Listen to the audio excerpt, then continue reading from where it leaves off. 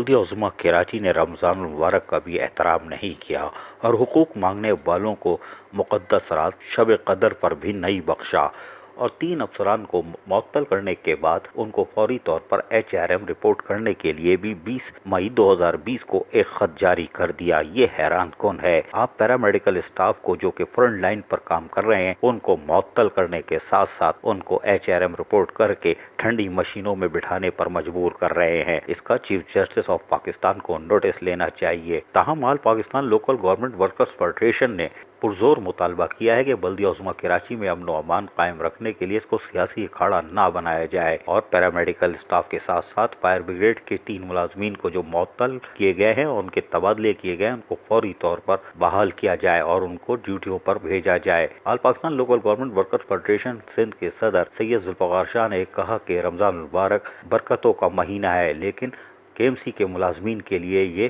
افسوسناک بنا دیا گیا ہے۔ بلدیہ عظمیٰ کراچی جو کہ عدالتی فیصلوں پر عمل درآمد تو کرتی نہیں ہے اور جہاں پورا ملک پیرامیڈیکل اسٹاف کو سلوٹ پیش کر رہا ہے وہیں ان کو معطل کیا جا رہا ہے۔ ملازمین جنہوں نے مطالبات کے حق میں احتجاج کیا ان کو معطل کر رہے ہیں۔ انہیں غیر مشروط طور پر فوری طور پر بحال کیا جائے اور تبادلہ کردہ ملازمین کے تبادلے واپس لیے جائیں۔ لیو انکیشمنٹ، سپلیمنٹری تنخواہ کے واجبات بھی ادا کیے جائیں۔ تنخواہوں میں 15% اضافہ شامل کرنے پر میئر کراچی اور میٹروپولیٹن کمشنر کو جہاں مبارکباد دیتے ہیں وہیں فوری طور پر یہ مطالبہ کرتے ہیں کہ وہ بلدیہ عظمیٰ کراچی کو پرامن رکھنے کی کوشش کریں، کیونکہ محنت کشوں کو تنگ کر کے اور وہ بھی مقدس راتوں اور مہینے میں پریشان کرنا افسوسناک ہے۔ اپنے حقوق کے لیے جنگ لڑنے والے فائر مین ہو یا پیرامیڈیکل اسٹاف وہ سزا کے نہیں مبارکباد کے مستحق ہیں۔ KMC کے 14,000 ملازمین یقیناً ان کو شاباش دیتے ہیں۔ میئر کراچی کو چاہیے کہ وہ فوری طور پر معطل شدہ افسران کو اور ملازمین کو بحال کریں۔ عزیز عارف KBS بلدیاتی نیوز کراچی۔